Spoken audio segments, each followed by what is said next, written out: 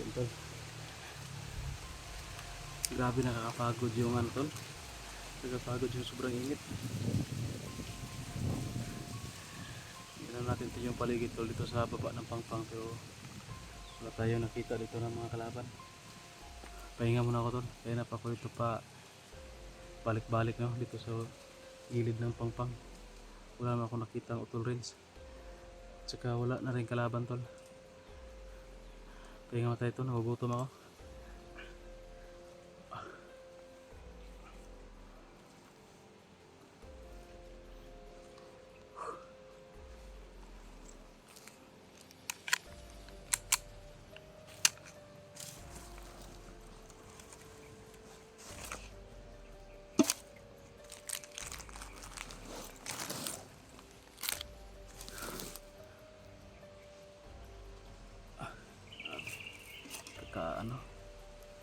Kakapagod.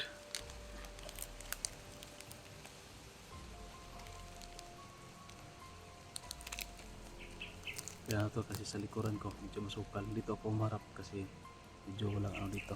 Yan yan tol. Hawan kayo. Oh. Kaya doon ako nakaharap tol. Dito kahit may tao dyan sa likuran ko, hindi ako agad makita. Tsaka makikita ko naman sa camera kasi naka front cam to.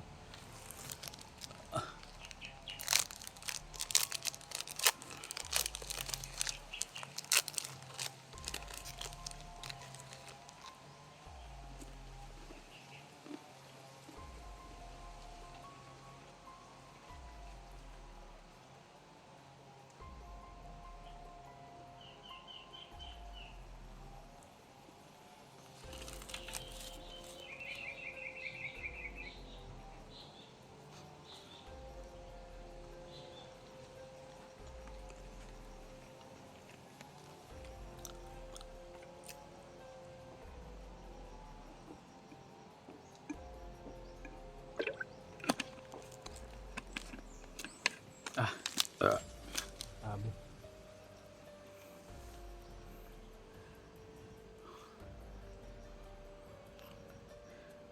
Tanghali na, sobrang init. Siguro to si Otol Rins. Kung wala na dito, baka umariba na yun sa kabilang area siguro. Kabilang daanan.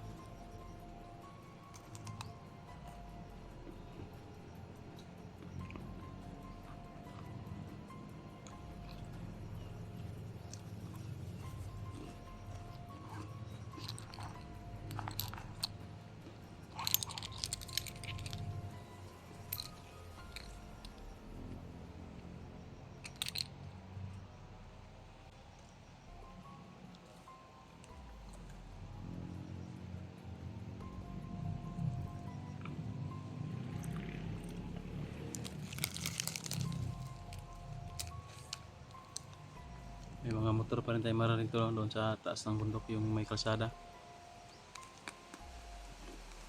Hindi pa kasi tayo medyo malayo no? Sa kalsada. Yan lang sa taas ng Pangpang.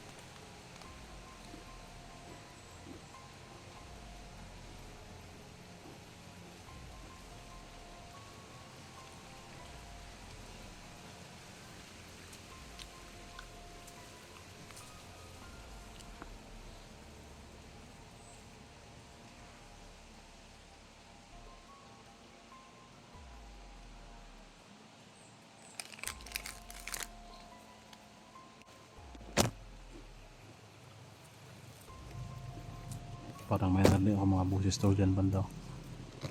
Nag-uusap.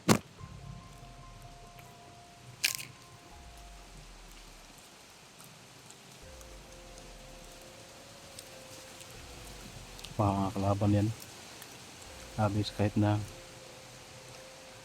tanghali atol, kahit na sobrang init, nag-rubing pa rin sila.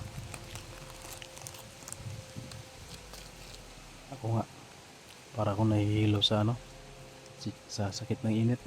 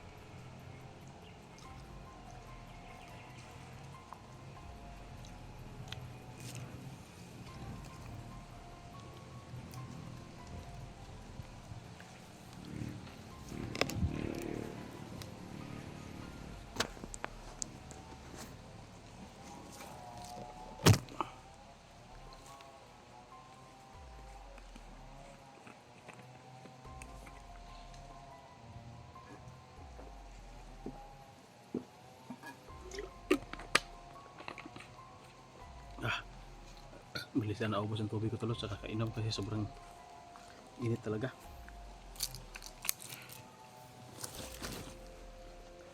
Tol, kahit na sobrang init, patuloy pa rin tayo. Hindi tayo pwede na patambay-tambay lang dito.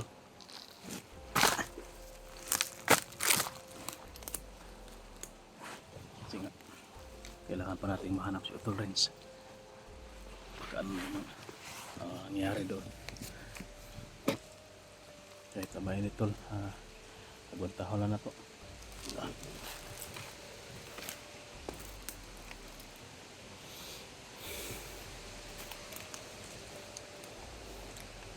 Mga boses yan kanina pero bigla nawala.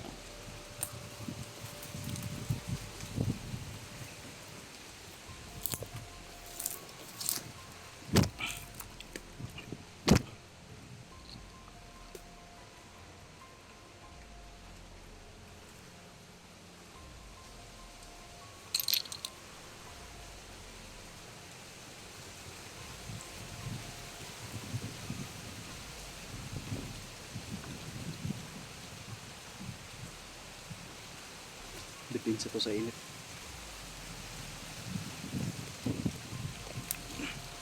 Tsaka depinsa din sa mga alikabok. Kasi hindi tayo masyado nakakaligo, no? Kung nandito tayo sa bundok.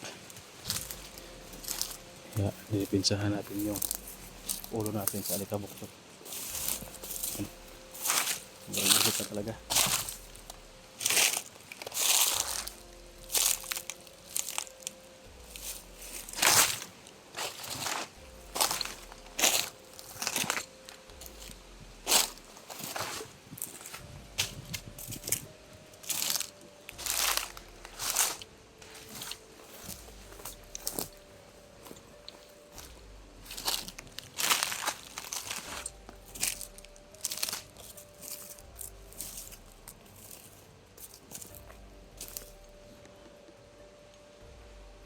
Tol.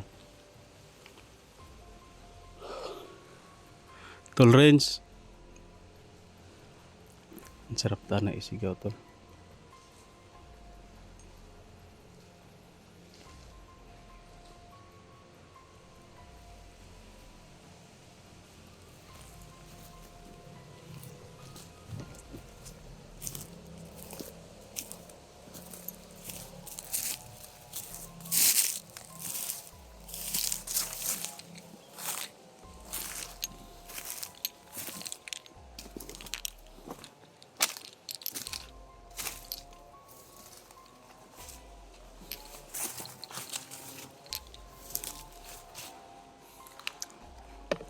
Diyan ba na tol? Parang dito banda no?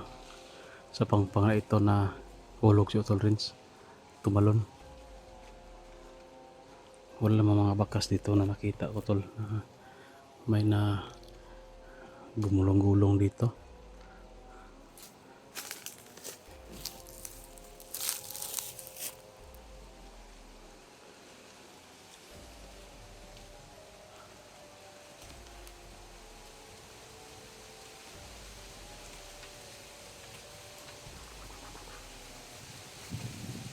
kasalan tol na hindi talaga nahuli si Utol Rins tol.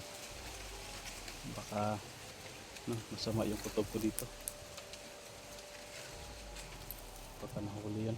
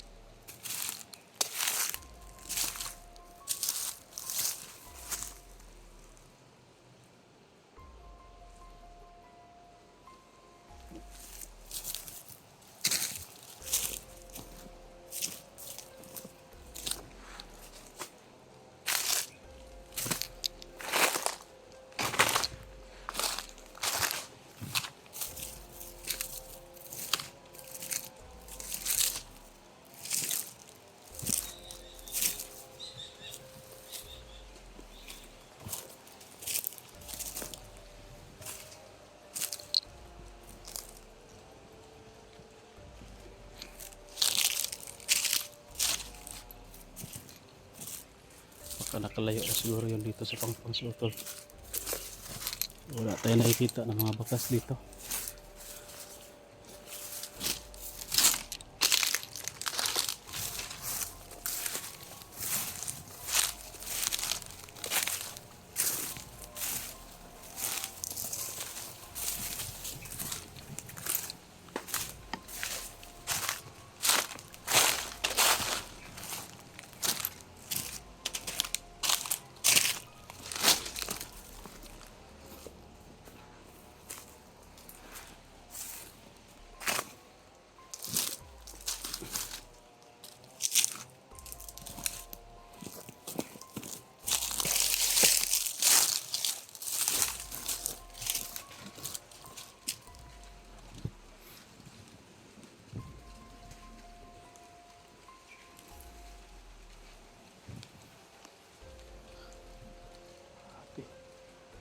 Sobrang init. Naluya ako sa init.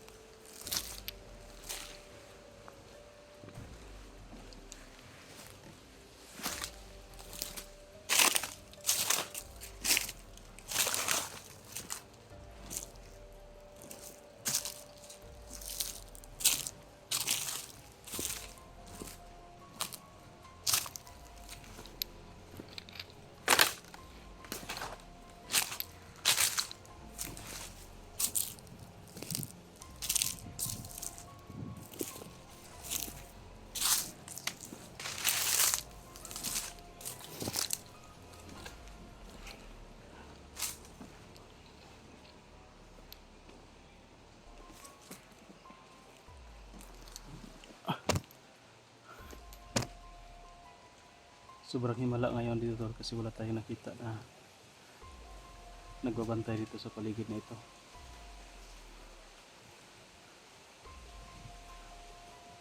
Na makikita man lang tayo ng kahit isang kalaban dito. Para maka tayo ng info ba kung saan na sila commander na tatagin.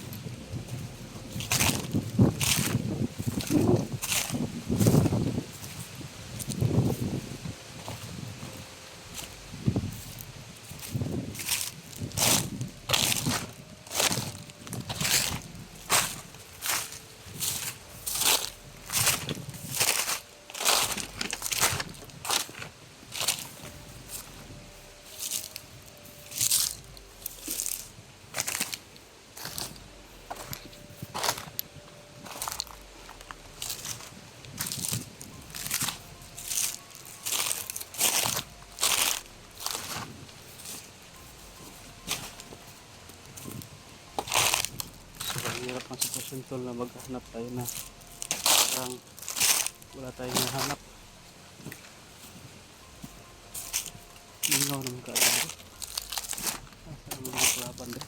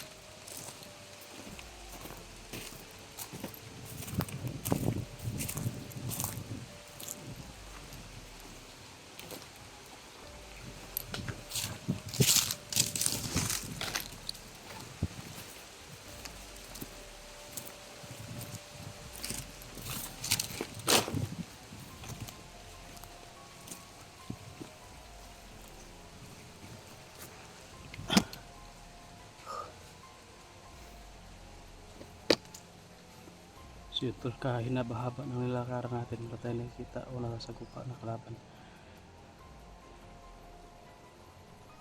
Wala rin natin nakikita sa tol rin. So tipid-tipid muna tayo ng baterya tol. Tipid muna tayo ng ano, para di tayo agad malubat. I-off cam ko muna.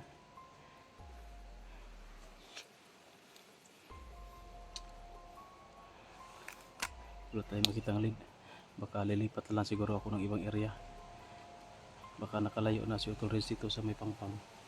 Kaya doon muna ako sa ibang area siguro paghahanap para sa kanya. Okay, ano lang tol, info lang sa atin kung may upload si Utol Renz na nakababa na siya para hindi na ako maghahanap sa kanya. Yung si ano lang yung hanapin ko. Yung pinangako ko kay Boy ba na